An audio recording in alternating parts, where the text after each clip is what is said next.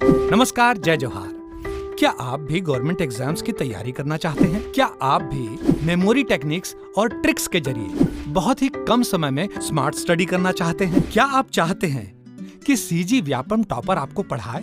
तो डाउनलोड करिए Yogendra Sahu classes app. यहाँ 10 से अधिक गवर्नमेंट एग्जाम्स क्रैक करने वाले और सीजी व्यापम टॉप करने वाले योगेंद्र सर सीजीपीएससी और सीजी व्यापम के अंतर्गत होने वाले सभी एग्जाम्स की तैयारी कराएं। तो डाउनलोड करिए Yogendra Sahu classes app to be the best, learn from the best.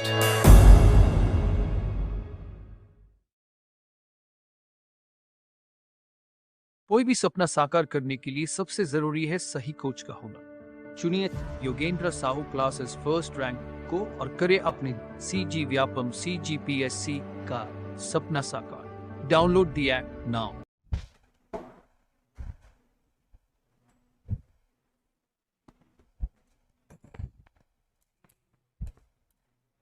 Good morning, good morning.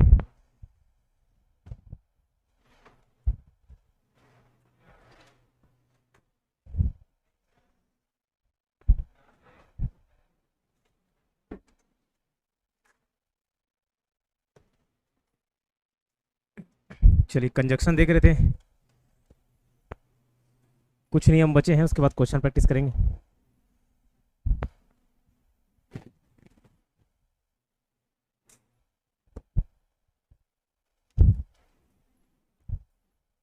Light चालू करो तो अंधेरा अंधेरा लग रहा है। लाइट चालू कर दो।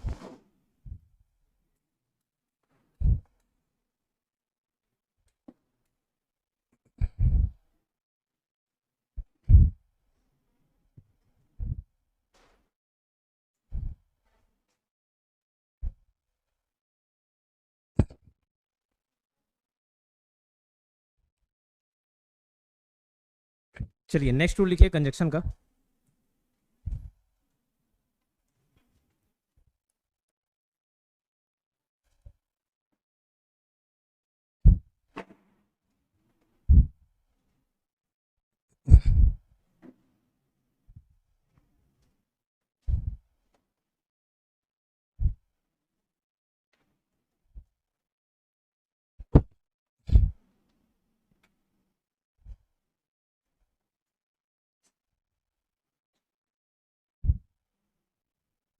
द सेम, नेक्स्ट रूल लिखना द सेम। और द सेम के आगे हम कब दैट लगाएंगे और कब एज लगाएंगे, उसी का नियम देखना है हमको।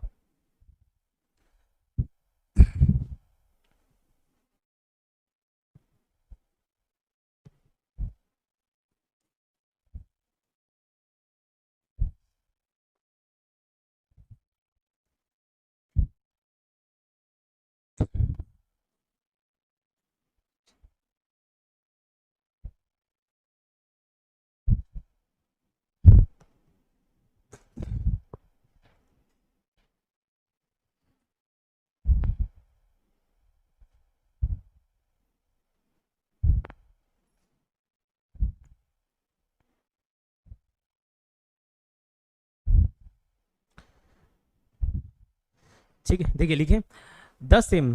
द सेम मतलब वैसा ही बुक, वैसा ही कॉपी। तो जो वैसा ही है, जैसा ही है, के लिए क्या यूज करते हैं? सेम। अब उसके आगे कभी दैट आता है, कभी एज आता है। ठीक।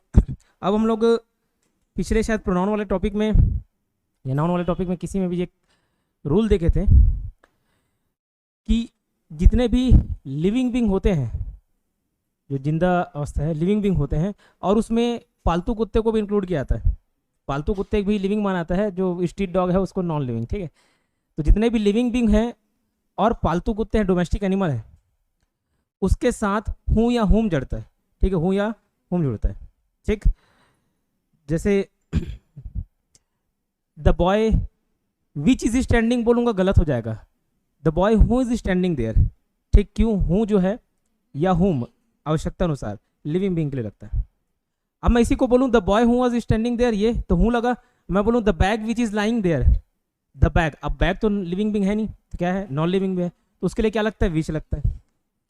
और दोनों में आप दैट को सब्स्टिट्यूट कर सकते हो। दैट मतलब the boy that is standing there भी लिख सकते हो, कोई दिक्कत नहीं होगा। The book which is lying के जगह the book that is lying there ये भी लिख सकते हो। मतलब हूँ और विच के जगह आप दैट भी यूज कर सकते हो, लेकिन हूँ के जगह विच नहीं, विच के जगह हूँ नहीं, लेकिन दोनों के जगह दैट यूज कर सकते हो। ये नियम पहले देख चुके थे, लेकिन उसके कुछ अपवाद भी बताया था मैं। और अपवाद क्या था, वो ट्रिक याद कैसे, मन हो रहा है कि 100 के फैलूं, तो मन हो रहा है, एम से कुछ था, ए से कुछ था, एन से कुछ था, ठीक है, नो, नन, ये सब वर्ड थे, ठीक है। और वैसे ही एस, 100 के एस से क्या था, सेम, द सेम। तो द सेम के बाद हमेशा क्या लगता था, दैट लगता था। अब यहाँ पे एक सेंटेंस लिखा हूँ, this is the same book, same notes which we wanted. ये वही नोट्स है जिसकी हमें तलाश थी, जो हम चाह रहे थे, विच वी वांटेड, जो हम चाहते थे। तो यहाँ पे देखो, आपको शुरू में लगेगा कि भैया नोट्स की बात कर रहा है, और नोट्स तो नॉन लिविंग बीइंग है, तो विच लगना चाहिए। हाँ, विच लगता, लेकिन वो जो अपवाद बताया था कि कुछ ऐसे वर्ड्स आ जाए जिसके बाद हूँ नहीं लगता, विच नहीं लगता, कंपल्सरी दैट लगता है, तो विच तो आएगा नहीं, तो क्या आ जाएगा, विच ना आके that. This is the same notes that we wanted. अब सर फिर यहाँ पे जब हर जगह दैट लगेगा तो एज कहाँ से आ जाएगा, एज के बारे में क्यों पढ़ रहे हैं, पढ़ रहे हैं। यहाँ पे एक विशेषता देखोगे आप कि this is the same notes that we wanted. Want, चाहना, ये नाउन है, प्रोनाउन है, वर्ब है, क्या है, क्रिया है, ठीक है। चाहना एक कोई क्रिया हो गई, ठीक है, मारना पीटना वैसी चाहना तो एक क्रिया हो गई। तो वर्ब मौजूद है क्या, हाँ है।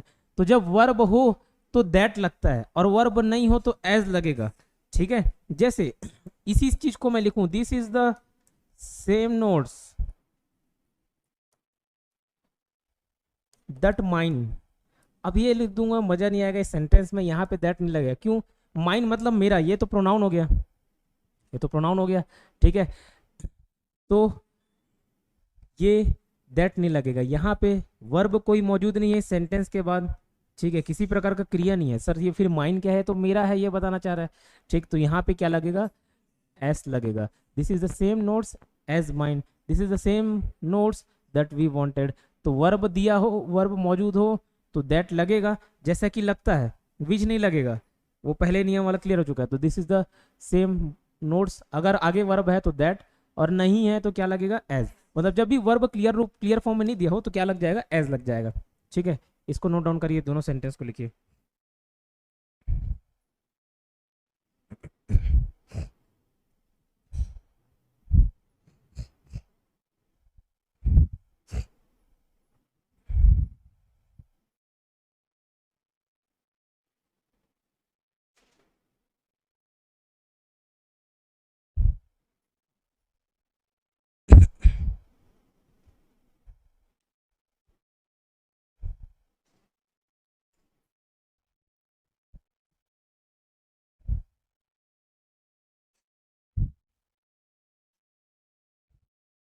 ठीक है, अब मैं और सेंटेंस लिख रहा हूँ, मेरे ख्याल से क्लियर हो गया होगा, बट एक दो और एग्जांपल लेता हूँ, अब बताना क्या आएगा। He is the same boy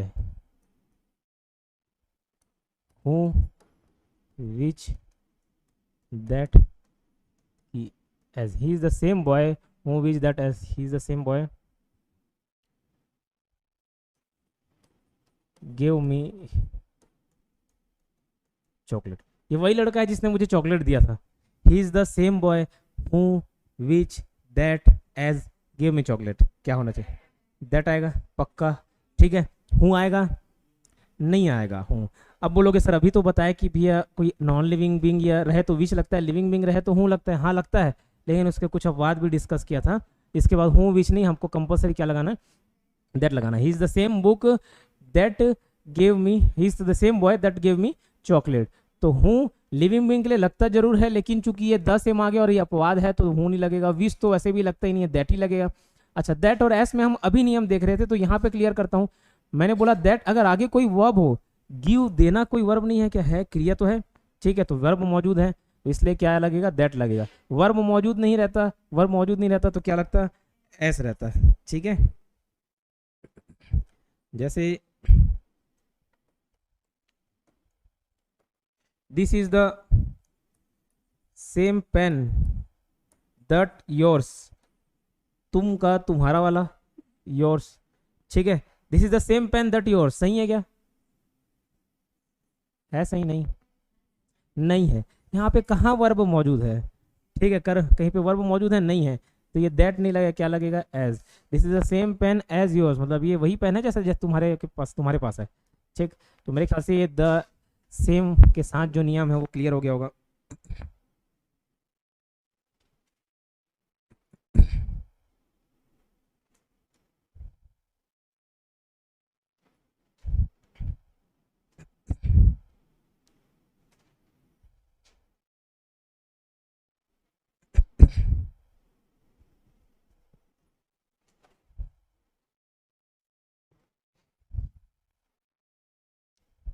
ठीक है, नेक्स्ट रूल लिखना, सच के बाद दैट। कल सो दैट वाला देखे थे, सो दैट ताकि, ठीक है, तो वैसे ही सच के बाद दैट लगता है और कभी सच के बाद एज लगता है।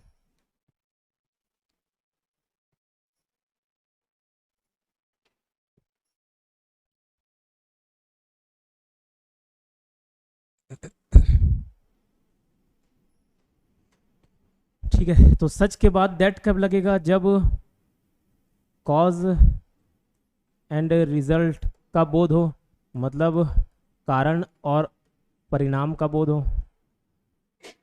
कारण और परिणाम का बोध हो। एज कैसा लगता है, कब लगता है? जब सेंटेंस में ऐसा बोध हो, ऐसा जैसा। आप बोलोगे ये ऐसा जैसा कैसे, तो अभी क्लियर होगा।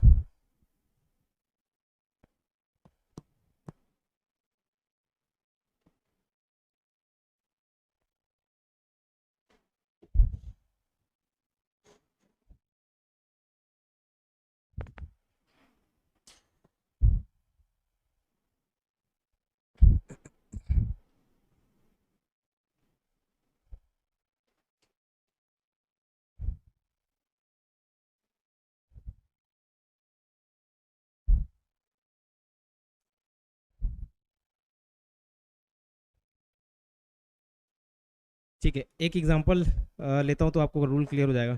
जैसे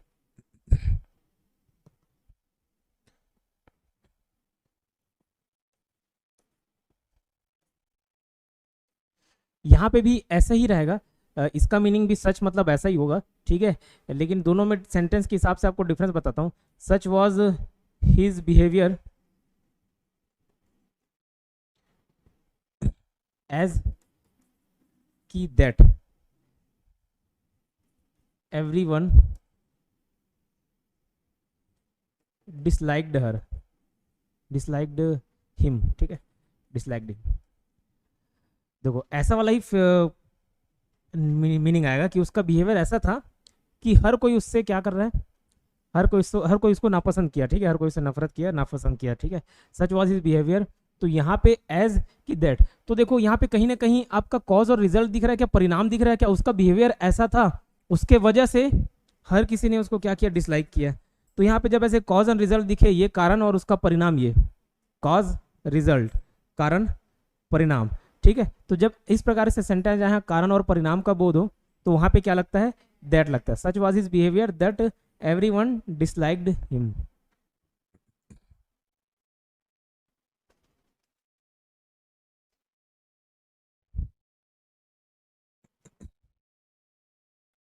फिर से एक सेंटेंस लेता हूं, there was such a noise as की that I could not hear anything. Anything की समथिंग, कुड नॉट आगे इसलिए समथिंग नहीं, कुछ भी नहीं सुन सका, तो समथिंग भी कुछ, एनीथिंग भी कुछ, लेकिन एनीथिंग नेगेटिव यूज होता है। तो इतना शोर शराबा था क्लास में कि मैं कुछ सुन नहीं पाया। There was such a noise in the class, चलो इन द क्लास हटा दिए, there was such a noise as कि that I could not hear anything. That क्यों, कारण परिणाम दिख रहा है भैया, इतना आवाज था कि उसके वजह से क्या हो पाया, उसकी वजह से मैं कुछ सुन नहीं पाया। There was such a noise that I could not hear anything, ठीक, इतना क्लियर।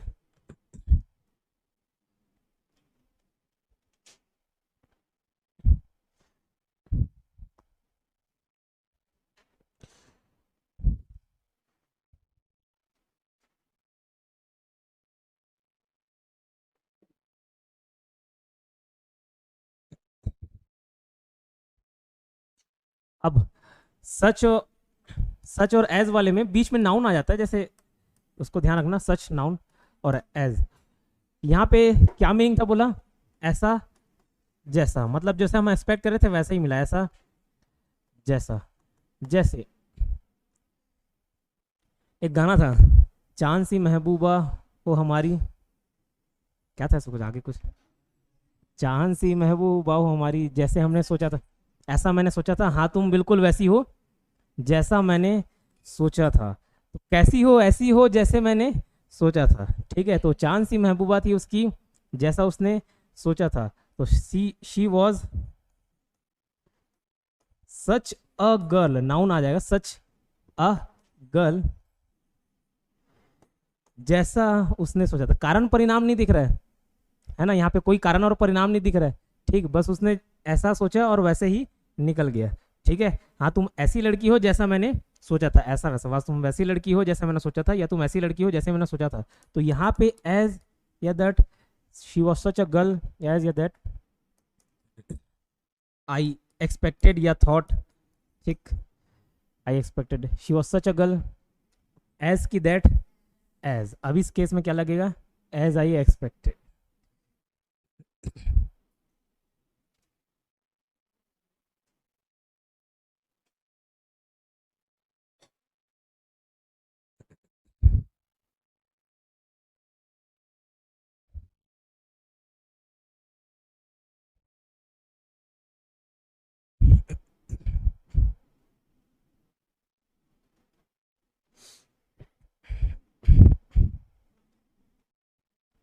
ठीक, ये रूल भी क्लियर मेरे ख्याल से। नेक्स्ट लिखिएगा, interrogative. Next rule, interrogative, interrogative words, और ब्रैकेट में जितने इंट्रोगेटिव वर्ड्स हैं उसको लिख लेना, व्हाट,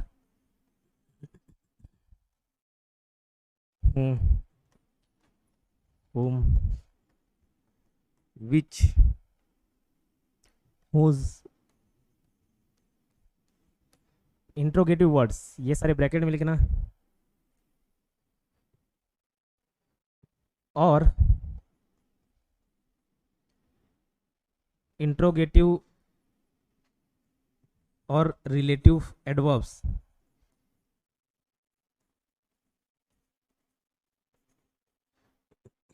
और इंट्रोगेटिव और रिलेटिव एडवर्ब्स।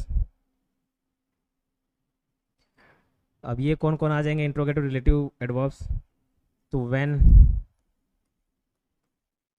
व्हाई,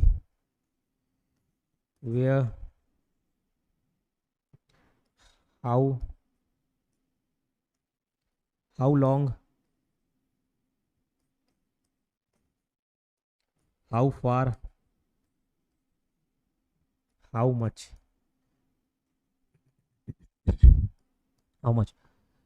तो इंट्रोगेटिव वर्ड्स ये सारे वर्ड्स लिखिए, और इंट्रोगेटिव और रिलेटिव एडवर्ब्स जिसमें क्या क्या आता है, व्हेन, व्हाई, वेयर।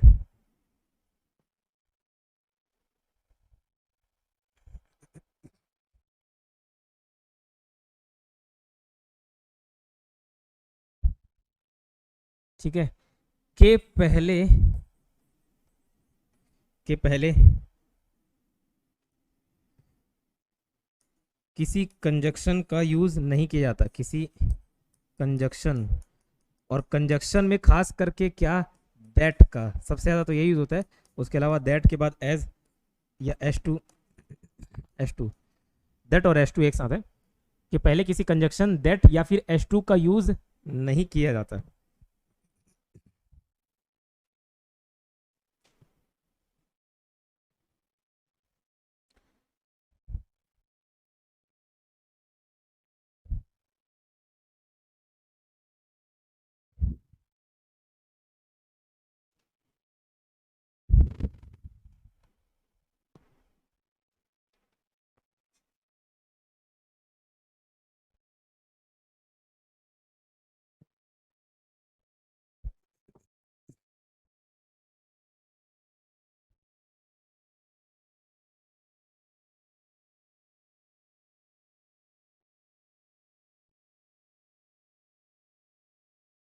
ठीक है, ये लिखें, अब एग्जाम्पल देता हूँ। Ram asked me that who he was. Ram ने पूछा, क्या पूछा? कि वो कौन है, ठीक है, दैट हु ही वॉज। तो राम ने पूछा कि वो कौन था, ठीक। तो हमको की जगह दैट लगाने का आदत रहता है, ठीक। लेकिन वही बताना चाह रहा हूँ, ये नियम शायद पहले भी कवर हो चुका है, डायरेक्ट और इनडायरेक्ट नरेशन के आधार पे समझाया था, बट यहाँ पे हूँ, देखो क्वेश्चन फॉर्म में है और ये क्या इंट्रोगेटिव वर्ड्स हो गया एक हूँ, और इसमें क्या लिखा है, इंट्रोगेटिव वर्ड हो तो उसके बाद कोई कंजक्शन का यूज़ नहीं किया, उसके पहले कोई कंजक्शन का यूज़ नहीं किया था। और कंजक्शन में भी खास करके कौन सा कंजक्शन, दैट या फिर S2। तो Ram asked me who he was, ये दैट नहीं लगेगा, ठीक है। Ram asked me who he was. I don't no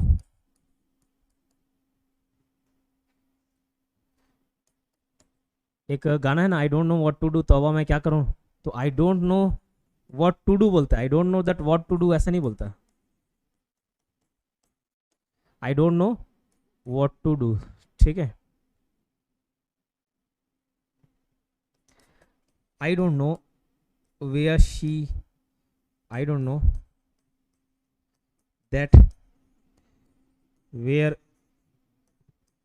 she lives. तो आई डोंट नो, यहाँ पे भी वेयर आ गया, इंट्रोगेटिव वर्ड्स हो गए। तो आई डोंट नो के बाद क्या है, ये दैट नहीं लगेगा, इसके पहले कोई कंजक्शन नहीं लगता है, ठीक है।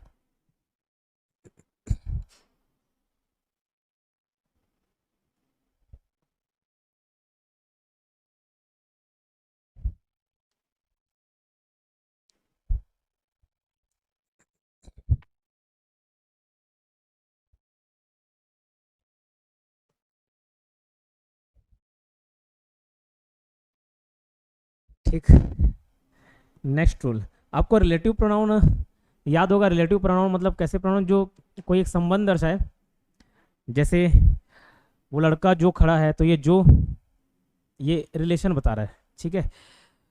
तो किस लड़के की बात कर रहे हैं, जो लड़का वहाँ पे खड़ा हुआ है, ठीक। तो ये सब रिलेटिव प्रोनाउन के अंतर्गत आते थे, हूँ, विच, ये सारे है ना। तो इसके बाद भी कंजक्शन नहीं लगता, लिखिएगा नियम। और ये पहले भी मैं एक जगह एक्सरसाइज कराते हुए ये रूल आया था, क्वेश्चन आया था, तो वहाँ पे इस चीज़ को एक्सप्लेन कर चुका हूँ, बट फिर दोबारा लिखना। रिलेटिव प्रोनाउन, वहाँ पे नियम लिखे थे, relative pronoun, relative pronoun, relative pronouns के पहले एंड का यूज नहीं किया था। एंड एक प्रकार का कंजक्शन है, ठीक है, ये एक प्रकार का कंजक्शन है। रिलेटिव प्रोनाउन के पहले एंड का यूज नहीं किया जाता।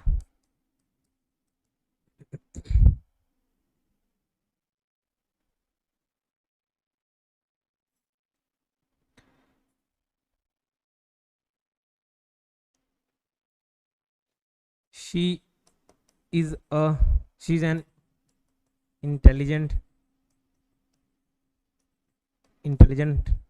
girl and who is my student। वो एक होशियार लड़की है और मेरी स्टूडेंट है, ये बताना चाह रहा हूँ, हु इज़ माई स्टूडेंट।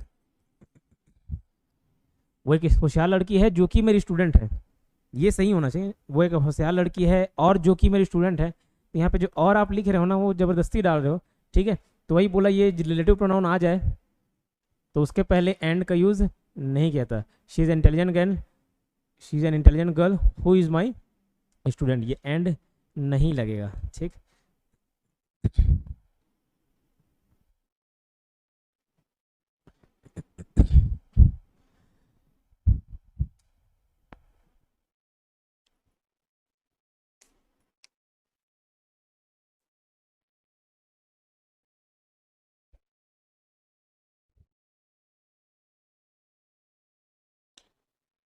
ठीक,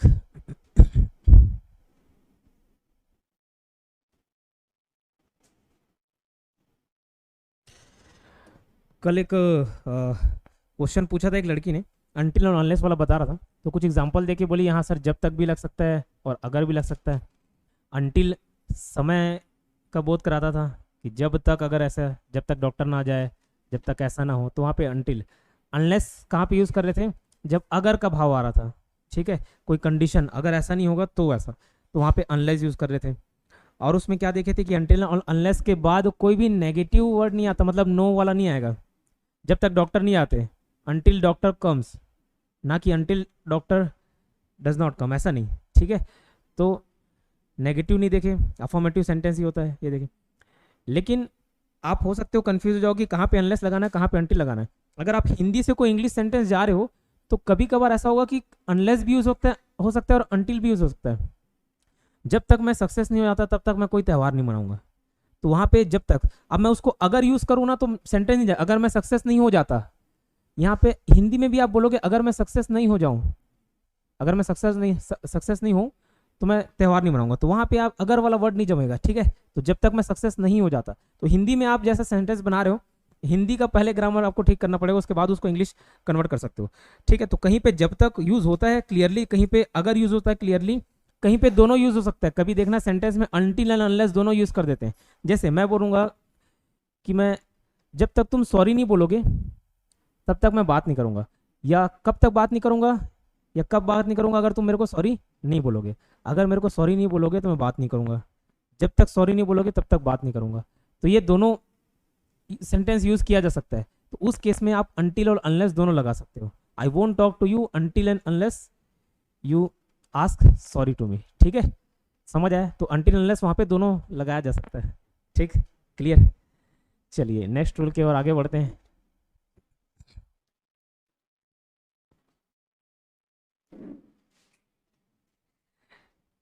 एज और लाइक दोनों का मतलब होता है जैसा, ठीक है।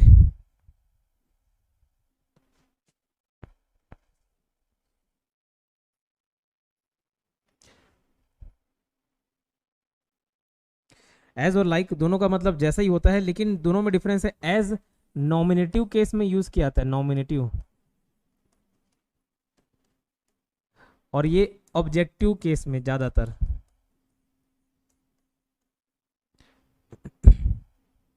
नॉमिनेटिव केस क्या होता है, याद आ रहा है क्या किसी को कुछ?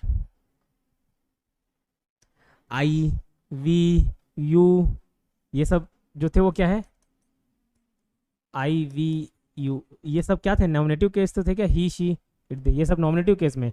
और आई का ही यहाँ पे क्या हो जाएगा, मी, वी का अस, यू का यू ही रहता है, ठीक है। अगर शी है तो वहाँ पे हर हो जाएगा, हिम हो जाएगा। तो इस टाइप के वर्ड्स दिखे तो ऑब्जेक्टिव केस में रहेंगे। और अगर नॉमिनेटिव वाले वर्ड दिखे, आई, वी, यू, इस प्रकार के, शी, ही, तो ये दोनों का मतलब उसके जैसा ही होता है। लाइक डॉक्टर, लाइक लॉयन, ठीक है, या एज लॉयन। तो वहाँ पे लॉयन के जैसा, तो वहाँ पे एज यूज़ करेंगे कि लाइक यूज़ करेंगे, उसी का रूल हम लोग देख रहे हैं। दोनों का मतलब के समान, के जैसा ही होता है, ठीक है। इसका मतलब होता है के समान या के जैसा। जैसे ही runs as fast as I, कि he runs as fast like I। अब देखो यहाँ पे, वैसे तो यहाँ से भी क्लियर कर सकते हो एज और एज, कि जैसा यहाँ पे पॉजिटिव वर्ड रहता है तो वहाँ पे भी आपको मालूम है एज के बाद यहाँ पे एक और एज आता ही है। बट ठीक है, हम इस एज की बात कर रहे हैं तो लाइक, सॉरी, इस एज, इस लाइक या एज आएगा, इसकी बात कर रहे हैं। तो यहाँ पे जो आई है वो नॉमिनेटिव केस है कि ऑब्जेक्टिव केस है, नॉमिनेटिव केस है। तो ये आई जब नॉमिनेटिव केस आ गया तो यहाँ पे लाइक नहीं लगेगा, क्या लगेगा, as I, he runs as fast as I, जैसा मैं दौड़ता हूँ वैसे ही फास्ट वो भी दौड़ता है, ठीक है। सर मी क्यों नहीं लगा, ये वाला रूल भी पहले देख चुके, ऑब्जेक्टिव केस, मुझे वाला कोई भाव आ नहीं रहा ना, दो लोगों के बीच कंपैरिजन हो रहा है, ठीक है, मेरे और आपके में, दोनों यहाँ पे नॉमिनेटिव केस है, ही और आई, ही और आई दोनों के बीच यहाँ पे कंपैरिजन हो रहा है, इसलिए यहाँ पे आई लगा है, ना कि ही और मी के बारे में, ठीक। तो he run as fast as I, तो इसको देखना है कि आपको नॉमिनेटिव केस है कि ऑब्जेक्टिव केस है।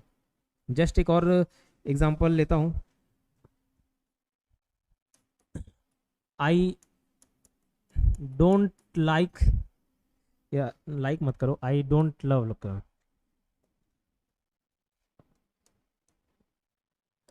I don't love a player as her की लाइक हर। ठीक है, I don't love a player as या लाइक हर। अब हर आ गया, नॉमिनेट ऑब्जेक्टिव केस में है तो क्या लगेगा, लाइक लगेगा। ठीक है, क्लियर।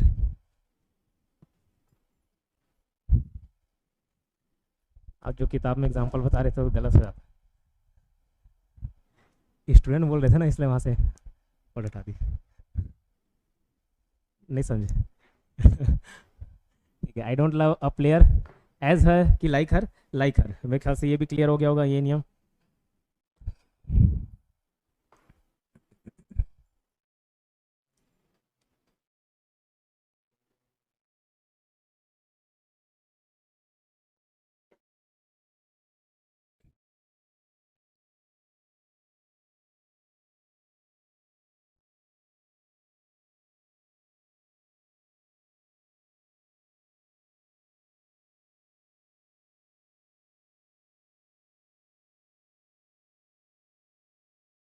देखो इस प्रकार का सेंटेंस रहेगा आपका,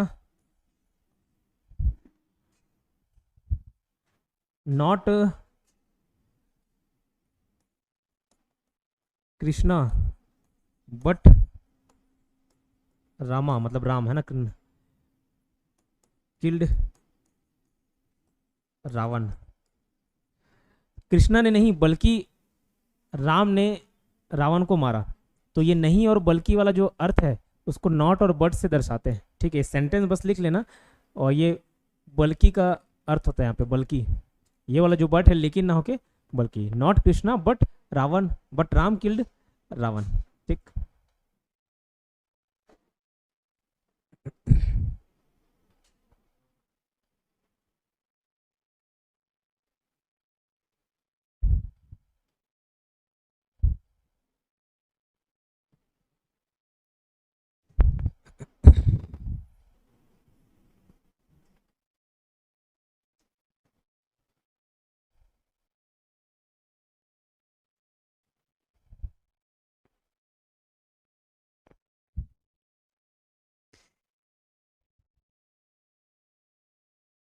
ठीक है, हुआ क्लियर। एक लास्ट रूल, कंजक्शन खत्म, फिर क्वेश्चन प्रैक्टिस करेंगे। ठीक है,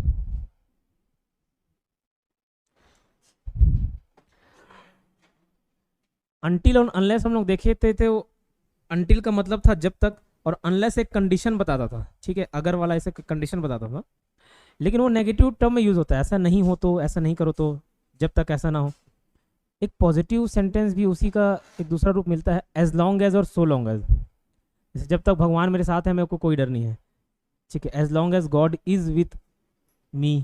ठीक है, तो एज लॉन्ग एज जब तक, तो वहाँ पे भी जब तक है, लेकिन पॉजिटिव सेंस दर्शा रहा है, जब तक साथ है, जब तक साथ नहीं है ऐसा नहीं, जब तक साथ है, तो पॉजिटिव फॉर्म में आ गया, तो एज लॉन्ग एज। और अगर कोई कंडीशन है, एक अच्छा एग्जांपल है कि जैसे हॉस्टल पीजी में रहोगे, बोलते ना भैया कहीं भी जाने की आज़ादी है, अगर तुम अंधेरा होने से पहले वापस आ जाओ, तो वहाँ पे कंडीशन बता रहा है, तो वहाँ पे एज लॉन्ग एज नहीं, so long as you get back before dark. ठीक है, तुम वापस आ जाओ अंधेरा होने से पहले, तो वहाँ पे सो लॉन्ग एज। तो एज लॉन्ग एज और so long as until unless जैसा ही मिलता जुलता टर्म है, बट वो पॉजिटिव सेंस में यूज़ किया जाता है। तो वही सो लॉन्ग और एज लॉन्ग एज का मीनिंग देख लेते हैं। एज लॉन्ग एज, नेक्स्ट लिखना, और so long as. As long as का मतलब है जब तक,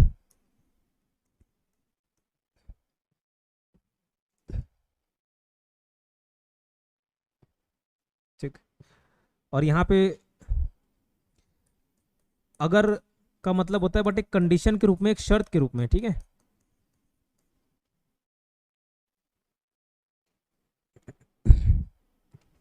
इसका एक एक एग्जांपल लिखा देता हूं। वी नीड नॉट फियर, हमें डरने की जरूरत नहीं है। ठीक है, वी नीड नॉट फियर जब तक भगवान हमारे साथ है, as long as God is with us. ठीक है, तो यहाँ पे जब तक भगवान साथ हैं, एज लॉन्ग एज, एक और सेंटेंस लेते हैं, द गर्ल्स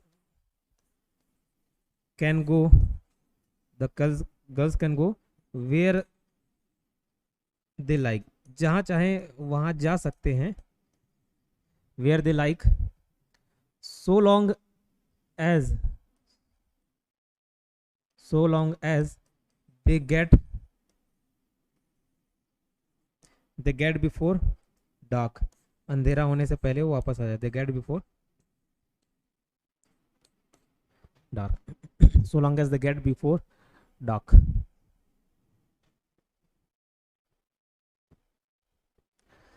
ठीक, तो यहाँ पे शर्त बता रहा है भैया लड़कियां कहीं भी जा सकती हैं, कहीं भी घूमे, लेकिन अंधेरा होने से पहले उनको वापस आना पड़ेगा। तो एक शर्त के रूप में बता दे भैया अगर अंधेरा होने से पहले वापस आ सकते हो तो कहीं भी जा सकते हो। तो वहां पे एक अगर किस फॉर्म में यूज हो रहा है, कंडीशन एक शर्त के रूप में। ठीक है,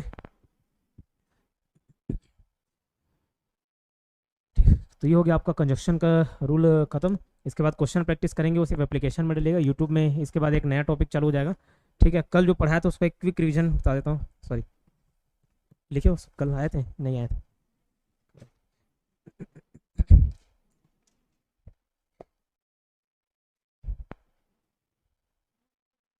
ट्वेल्थ से ठीक, जो परसों पढ़ाया था उसको कल रिवीजन करा लिया है ना, उसको नहीं करा रहा हूँ। कल जो पढ़ाया उसको देख रहे हैं। नथिंग एल्स के बाद हमेशा क्या लगता है, बट लगता है। ठीक है, नथिंग एल्स के बाद हमेशा क्या लगता है, बट लगता है। मतलब अरे कुछ नहीं, ये बस एक भ्रम है। इस टाइप का आप जो सेंटेंस बोलोगे वही उदाहरण के तौर पर इंग्लिश में लिखाया था कि कोई मैजिक दिखाता है गोगिया सरकार, तो ऐसा ही, तो क्या भ्रम है, लड़की को बीच से काट दे रहा है तो सही में थोड़ी निकट जाएगी वो, तो एक भ्रम पैदा करता है, दिखाता है। ठीक है, तो अरे क्या बोलूंगा, अरे ये कुछ नहीं बस एक भ्रम है, तो वहां पे it is nothing else than a illusion नहीं, but a illusion, but an illusion. ठीक, एक बिसाइड और बिसाइड्स दोनों का अर्थ बताया था। बिसाइड मतलब बाजू में, सिट बिसाइड मी, मेरे बाजू में बैठो, लेकिन उसी को बिसाइड्स बोल दोगे तो उसका अर्थ हो जाएगा के अलावा। ठीक है, तो वहाँ पे कुछ एग्जाम्पल लिखे थे और एग्जाम्पल को नहीं लिखे हो। ठीक है, एग्जाम्पल था कि besides working in a company I run my own business. ये था मतलब कंपनी चलाने के अलावा मैं अपना खुद का बिजनेस भी रन करता हूँ, कंपनी में काम करने के अलावा मैं खुद का बिजनेस भी रन करता हूँ, चलाता हूँ। ठीक, इंस्टीड ऑफ, इंस्पाइट ऑफ और डिस्पाइट, ये तीन वर्ड देखे थे। इंस्टीड ऑफ का मतलब होता है के बजाय, ठीक है, जबकि इंस्पाइट ऑफ और डिस्पाइट का मतलब होता है के बावजूद। ठीक है, जैसे मैं बोला कि गिफ्ट देने के बदले भाई कोई पैसे दे दो, कुछ पैसे दे दो तो मैं खरीद लूंगा, तो instead of giving this gift give me money. और इसमें याद रखना, इंस्टीड ऑफ हो या इंस्पाइट ऑफ हो या डिस्पाइट हो, इसके आगे आईएनजी फॉर्म लगता है, आईएनजी लगता है कोई भी वर्ड में। ठीक है, तो वर्ब वाले में आईएनजी जुड़ जाता है। ठीक, इंस्पाइट ऑफ और डिस्पाइट का मतलब होता है के बावजूद। तो यहाँ पे ध्यान क्या रखना है, एक तो आईएनजी फॉर्म लगेगा, उसके अलावा इंस्पाइट के बाद ऑफ कंपलसरी लगता है, इंस्टीड के बाद ऑफ कंपलसरी लगता है, डिस्पाइट के बाद ऑफ नहीं लगता, बिना ऑफ के लगता है। ठीक, जैसे in spite of scoring 200 run they were not able to defend it, 200 run बनाने के बावजूद वो इसको डिफेंड नहीं कर पाए, हार गया मैच, इंस्पाइट ऑफ। ठीक है, और इंस्पाइट ऑफ को हटा के आप डिस्पाइट लिखना चाहते तो डिस्पाइट ऑफ स्कोरिंग नहीं लिखते, खाली डिस्पाइट स्कोरिंग। ठीक है, व्हेन और वाइल का डिफरेंस देखे थे। व्हेन जब एक कंडीशन, जब एक काम खत्म हो और दूसरा काम चालू हो तो व्हेन, एक काम चलते रहे दूसरा काम चालू हो जाए वाइल। मैं जब पेरेंट्स को देखा खुश हुआ, तो एक देखना, एक क्रिया खत्म हुई, जस्ट उसके बाद खुश होने की दूसरी क्रिया चालू हुई। When I saw my parent I became happy. ठीक है, I became happy when I saw my parents. ठीक, लेकिन जैसे मैं बोलूँ कि टीवी देखते देखते मैंने खाना बुला लिया, I watch TV while cooking, तो वहाँ पे क्या लगेगा, वाइल कुकिंग। कुकिंग करने के बाद टीवी नहीं देख रहा हूँ, ठीक है, इधर दोनों क्रिया साथ हो रही है, तो वहाँ पे क्या लगेगा, वाइल लगेगा। ठीक, जैसे एक उदाहरण था, I listen to song while या when I finish my study. तो सर कैसे समझ आएगा कि एक काम खत्म हो गया दूसरा, वो सेंटेंस पढ़ के समझ आएगा। यहाँ पे बोला when I finish my study. ठीक है, I listen to song when I finish my study, जब मैं अपना पढ़ाई खत्म कर लेता हूँ तब मैं गाना सुनता हूँ। तो खत्म कर लेना एक अलग क्रिया है, उसके बाद होने वाली क्रिया पढ़ना है, तो व्हेन लगेगा, ना कि वाइल। लेकिन मैं बोलूँ कि I study when I listen to song, यहाँ पे कहीं पे ये समझ नहीं आ रहा है कि भैया एक खत्म होने के बाद दूसरा चालू रहा है। मैं जब गाना सुनता हूँ तब पढ़ता हूँ, गाना सुनते सुनते कई लोग मैथ्स बनाते हैं, तो I study while I listen to song. ठीक, नो सूनर के बाद हमेशा क्या लगता है, देन लगता है, नो सूनर के बाद देन लगता है। और देखो नो सूनर के बाद ये डिड प्लस सब्जेक्ट वाला स्ट्रक्चर होता है। क्यों? मैंने कुछ इन्वर्जन वर्ड बताया थे, नीचे लिखा हुआ है, लेकिन इन्वर्जन वाले वर्ड में स्ट्रक्चर थोड़ा चेंज हो जाता है, ठीक है। तो no sooner did the teacher enter the classroom, उसके बाद व्हेन नहीं लगेगा, क्या लगेगा, देन लगेगा। हार्डली और स्कैर्सली के बाद देन नहीं लगता, क्या लगता है, क्या लगता है, हार्डली स्कैर्सली के बाद व्हेन लगता है, WHEN, ठीक है। जबकि नो सूनर के बाद क्या लगता है, देन लगता है। No sooner did the teacher enter the classroom then the students stood up. फिर इन्वर्जन वर्ड बता दिया जिसमें सेंटेंस का स्ट्रक्चर रिवर्स हो जाता है, जैसे आई डिड ना हो कि डिड आई, और वो क्वेश्चन फॉर्म में नहीं रहेगा, ठीक है। तो सेल्डम हो गए, rarely, little, barely, never, not, no only, not only, no sooner then, hardly, when, ये सारे वर्ड ऐसे हैं जिसको इन्वर्जन वर्ड बोला जाता है, ठीक। जैसे seldom I drive when it is raining नहीं, seldom do I drive when it is raining. The reason या फिर द रीजन वाई के बाद क्या लगता है, हमेशा दट लगता है, ठीक है। नॉट और नेवर के बाद और लगता है, बट बोलो सर अभी तो आप नॉट के बाद बट बताएं, तो सेंटेंस का भाव भी आपको देखना पड़ेगा। यहाँ पे बट किस प्रकार से यूज हो रहा है, बल्कि, और वहाँ पे नॉट और किस लिए यूज हो रहा था, ना तो ये ना तो वो वाला, ठीक। I have never spoken to him nor return to him ना हो के क्या लगेगा, और लगेगा। क्यों? नॉट और नेवर के बाद क्या लगता है, और लगता है। जबकि नेदर के साथ क्या लगता है, नॉर लगता है। अदर या रेदर के बाद हमेशा क्या लगेगा, दल। She is no other but my sister, ऐसा नहीं, मतलब वो कोई और नहीं बल्कि मेरी बहन है, तो she is no other then my sister, ना कि बट माई सिस्टर, ठीक है। I will rather choose car but bike नहीं, मतलब मैं कार और बाइक लेने की बात है तो मैं कार चूज करूंगा, बाइक पसंद नहीं करूंगा, but I will rather choose car but bike नहीं, देन बाइक। तो यहाँ से क्लियर हुआ, अदर और रेदर के बाद क्या लगेगा, देन लगेगा। अनटिल और अनलेस का नियम अच्छे से बताया था, अभी फिर से डिस्कस किए ही। अनलेस जब कोई कंडीशन वाली बात है, सिवाय जब, मतलब या अगर नहीं, ठीक है। और अनटिल कब, जब तक की बात हो जाए, ठीक है। वहाँ पे 2-3 ऑल देखे थे। अनटिल और अनलेस के बाद नो नहीं लगेगा, नेगेटिव स्ट्रक्चर नहीं रहेगा, हमेशा अफर्मेटिव सेंटेंस या पॉजिटिव सेंटेंस रहेंगे, ठीक है। और दूसरा फ्यूचर टेंस में नहीं रहता, वो या तो प्रेजेंट या पास्ट रहेगा, फ्यूचर नहीं रहता। फ्यूचर में हो फिर भी फ्यूचर नहीं रहता, प्रेजेंट रहता है, ठीक है। जैसे जब अगर अर्जेंट ना हो तो मैं फोन नहीं उठाता, I don't pick up the phone unless it's urgent. यहाँ पे अनटिल भी हो जाएगा अगर मैं बोलूँ कि जब तक अर्जेंट ना हो, ठीक है, जब तक अर्जेंट ना हो जाए, ठीक। तुम परीक्षा पास नहीं कर सकते अगर तुम मेहनती नहीं हो, तो you can not pass the exam unless you are hard working. अगर तुम मेहनती नहीं हो, ठीक है, अगर तुम मेहनती नहीं हो, अगर उसी को मेरे को जब तक बोलना हो तो जब तक तुम मेहनती ना बन जाओ तब तक पास नहीं कर सकते, ठीक। तो यहाँ पे अगर वाला वर्ड यूज हो रहा है, तो अगर के लिए क्या होगा, अनलेस। सो दैट और सो एज का मतलब बताया था। सो दैट का यूज कहाँ पे होगा, जहाँ पे क्लॉज आ जाए। सो एज का यूज कहाँ पे होगा, जहाँ पे इन्फिनिटिव आ जाए, ठीक है। इन्फिनिटिव क्या होता है फिर पूछे, तो इन्फिनिटिव मतलब जो टू के बाद सेंटेंस होते हैं, टू के बाद कोई वर्ब आता है, to get, to do, to give, तो ये जो टू वाले वर्ड है वो इन्फिनिटिव है। इन्फिनिटिव T2 आ रहा है, वहीं से टू याद रख लेना। जैसे दोनों का मतलब ताकीज होता है। आई एम वर्किंग हार्ड, ताकि मैं एक जॉब पा सकूं। सो दैट, सो एज कैसे लगेगा, देखो दो ही सेंटेंस सेम लिया था। आई am working hard, I can get a job, तो वहां पे सो दैट, क्यों टू नहीं आया, इन्फिनिटिव नहीं आया, क्लॉज आया एक प्रकार का, तो क्या आ गया, that. So that I am working hard so as to get a job, तो यहाँ पे टू आ गया, इन्फिनिटिव आ गया, और वहां पे क्या लगेगा, एज लगे, ठीक है।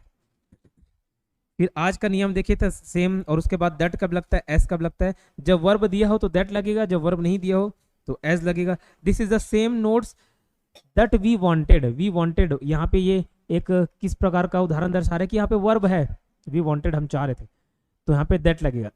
This is the same notes as mine, यहाँ पे एज क्यों लगा, क्योंकि यहाँ पे कोई वर्ब मौजूद नहीं है, ठीक।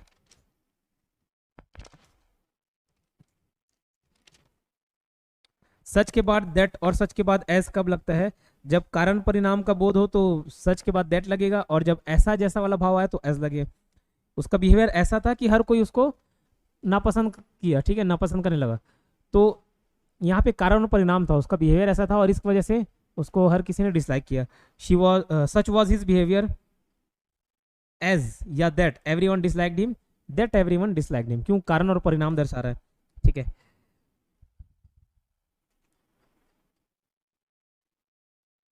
एज वाला एग्जाम्पल नहीं लिखेंगे, ठीक है, ये नहीं, आप नहीं लिखे हो। She was such a girl as I expected वाला एक उदाहरण था, तो वहाँ पे ऐसी ही लड़की थी जैसे मैंने सोचा था, बोल रहे, ठीक है। As I thought, as I expected, तो वहाँ पे एज लगेगा, ना कि दैट आई एक्सपेक्टेड नहीं, एज आई एक्सपेक्टेड, ठीक है। इंट्रोगेटिव वर्ड्स, ये सब के पहले कंजक्शन नहीं लगता, खास करके दैट या फिर एस टू। जैसे Ram asked me that who he was, that नहीं लगेगा, Ram asked me who he was. Relative pronoun के पहले एंड नहीं लगाया जाता। She is an intelligent girl and who is my student, नहीं, she is an intelligent girl who is my student. As nominative case में, like objective case में। As long as, जब तक, और सो लॉन्ग एज अगर condition की बात की जाए, जस्ट अभी खत्म किया उस रूल को, ठीक।